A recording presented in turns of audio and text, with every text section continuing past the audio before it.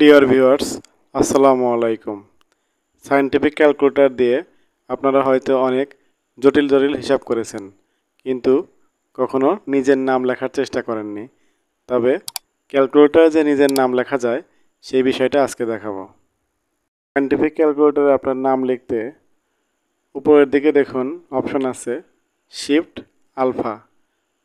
এখান থেকে আলফাতে চাপ দিবেন, এর পরবর্তীতে চাপ দিবেন কজের উপর দেখুন লেখা আছে তাহলে বসবে। নামের প্রথম অক্ষর পেয়ে গেলাম। এরপরে আলফা দিবেন।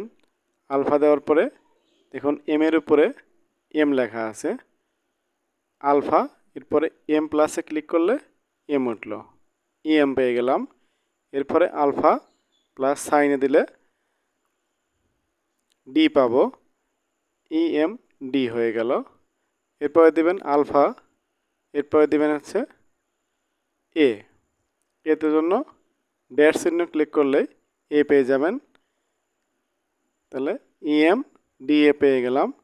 এরপরে দেবেন আলফা প্লাস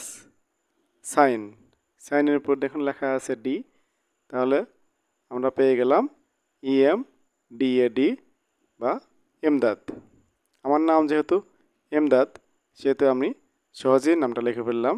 আপনাদের যার যার নাম নিজেরা লিখতে পারবেন।